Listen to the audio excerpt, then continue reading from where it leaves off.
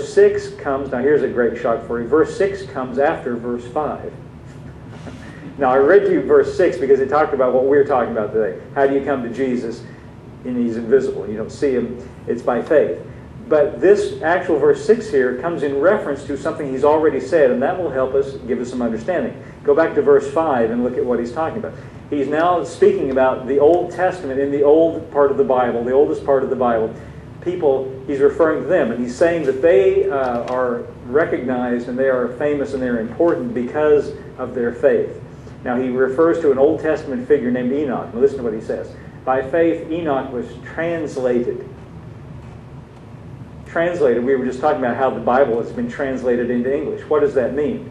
Well, translate means to take out of one, put into another. And in terms of the Scripture or the Bible, it means it was in the Greek language and it was taken out of the Greek and put into English. But now we're talking not about a language, but a man. It says Enoch was translated. And what it means is he was taken by God to heaven. That's the Old Testament story about Enoch. He was translated that he should not see death. And he was not found because God translated him. But before his translation, he had this testimony that he pleased God. Well, and then the next verse says, but without faith, it is impossible to please God. Now, it's interesting that it says that Enoch pleased God, because what's interesting about that is if you go back into the Old Testament and read about Enoch, you'll find out that it's not a long story. There's only about 3 verses, 3 little verses devoted to Enoch. We hardly read anything about him at all. We read about his birth, and we read about that he, here's the only thing we read about. We don't read anything about Enoch except this. Enoch walked with God, and then he was not, for God took him. That's all we know about Enoch. It doesn't tell us anything else about Enoch. It said he walked with God. Now that gets my attention for today because I just got through reading where Jesus said, come to me, walk with me. Remember that? And he says, I'll do all the heavy, I'll take your burdens for you, I'll walk with you in your life, I'll help you recover your life. Enoch is an example for us. It says he walked with God. Now Enoch couldn't see God any more than you can. So how did Enoch walk with God? Well, the next verse said, it says that he pleased God. The next verse says, but without faith, it's impossible to please God. So what that tells me is Enoch walked with God by faith. Now, if you go back into the Old Testament and read in the book of Genesis, you find out that in the first chapter of Genesis, it talks about how God made the worlds, made the universe. He's created light, and in the 6 days of creation, whether you view those as literal 24-hour days or metaphoric days, either way is all right. I don't think it makes any difference how you view that, as long as you get the idea that God's responsible for it. I think that's the bottom line.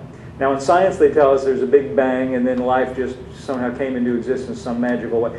I think, to me, I don't mind the Big Bang because that could be talking about God. You know, I read a book by Stephen Hawking where he talks all about the Big Bang, and he says in that book, Stephen Hawking, the modern physicist, Stephen Hawking said the idea of the Big Bang does not preclude the idea of a creator.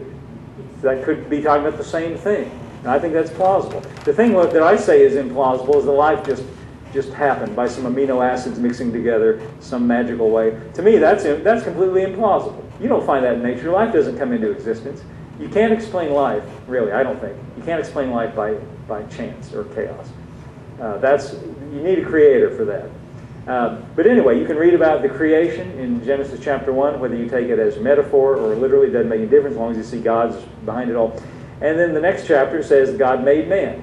And made him in the first man, called him Adam. Adam just means man. That's what it tells you in the margin. Adam means man. He made man. And it says in his own image and in his own likeness.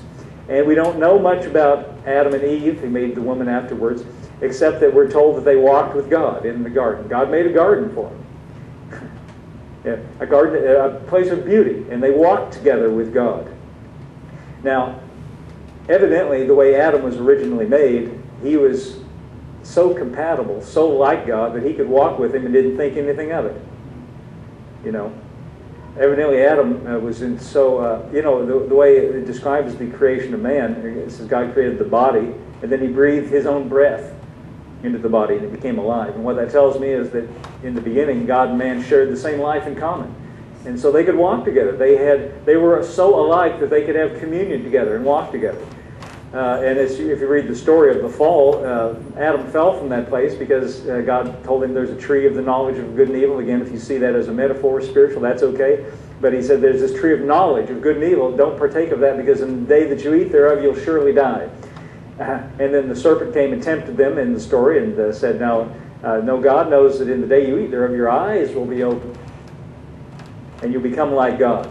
Well, he should have said, I'm already like God. He made me that way. That's what it says in the beginning. He was already like God.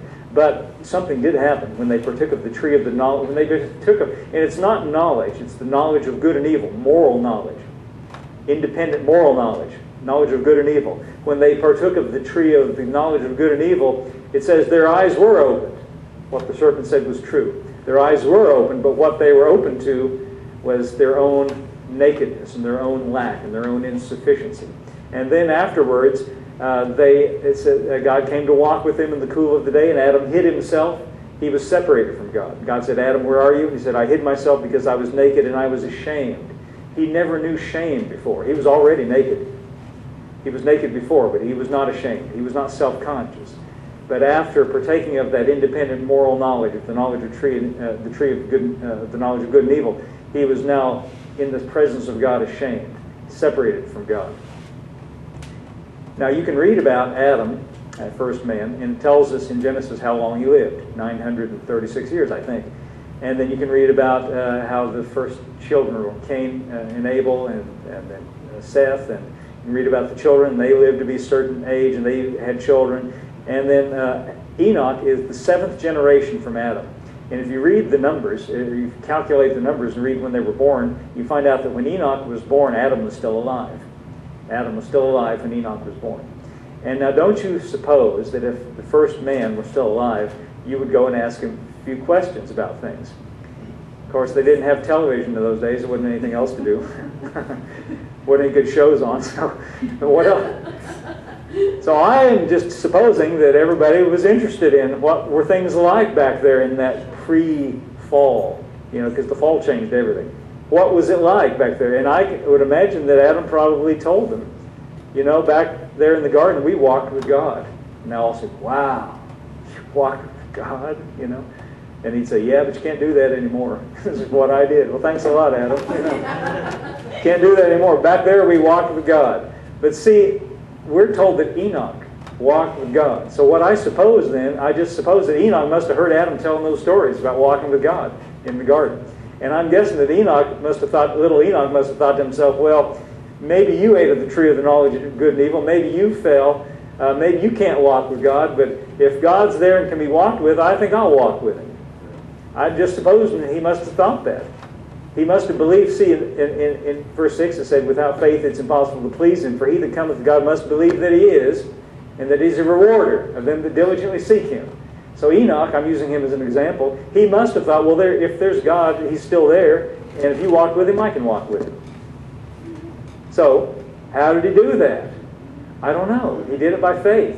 And so I'm just imagining, here's what I imagine. This is my imagination now. I imagine one day when Enoch got that idea, he got up and said, and went out about his work, probably farming, I don't know what they did, and said, God, talking, praying, just like we would.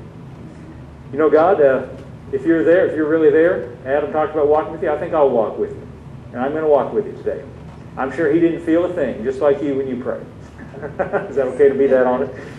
Sometimes we, feel different ways. But anyway, and so I just think he believed that. He chose to believe that. I think believing is a choice we make.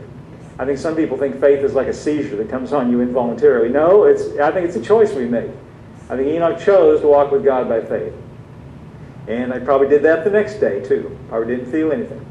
At some point, persisting in that, it's saying to God, getting up in the morning and saying, God, I'm going to walk with you today. See, I think God did walk with him, even though he wasn't conscious. He wasn't conscious. He didn't perceive his presence. Just like you and me, I don't think we necessarily perceive God's presence. Unless we choose to turn our minds that way. See, I think there's a real benefit to the way I've said that to you is that Enoch, I'm just supposing he might have said, God, I want to walk. What would happen if we did that? What would happen if you got up in the morning and said, God, I'd like you to walk with me today? Or let's talk about Jesus. We said Jesus, said, take my yoke upon you, walk with me, work with me. Jesus, would you walk with me in my daily life today? I think he does, whether you're aware of him or not. I think he does, but we're just not conscious of him. But I think if we become conscious of the fact that He's there, we're conscious then of the fact that He said He'd be there